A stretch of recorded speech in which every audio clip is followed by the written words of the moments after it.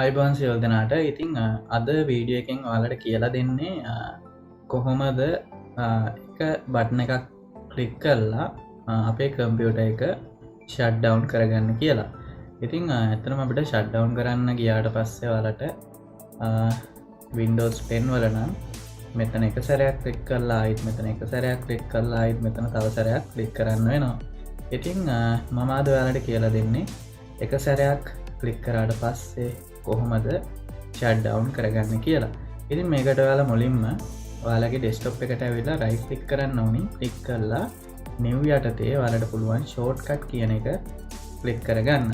ඊට පස්සේ ඔයාලා මෙතන ටයිප් කරන්න ඕනි shutdown කියලා. shutdown ස්පේස් එකක් ඇලයිරක් s ඇලයිරක් t ඊට පස්සේ බිංදුව.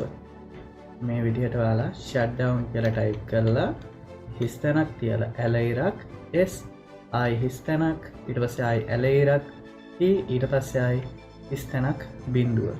මෙන්න මේ විදිහට ක්ලික් කරලා ඔයාලට පුළුවන් next දෙන්න. ඊට පස්සේ ඔයාලා මෙන්න මෙතන shutdown කියලා දාගෙන ඔයාලට finish කරන්න පුළුවන්.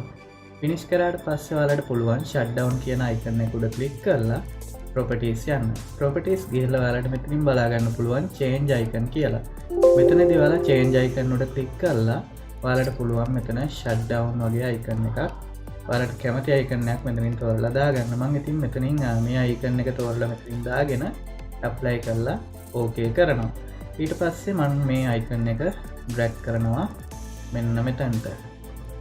ඉතින් මම මෙන්න මේ විදිහට මේක taskbar එකට දාගත්තට පස්සේ මට මෙතන ක්ලික් කරාට පස්සේ එක බටන් එකෙන්ම මට පුළුවන් මගේ PC එක shutdown කරගන්න. ඉතින් මම හිතනවා මේ වීඩියෝ එක ගොඩක් වැදගත් වෙන්න ඇති කියලා.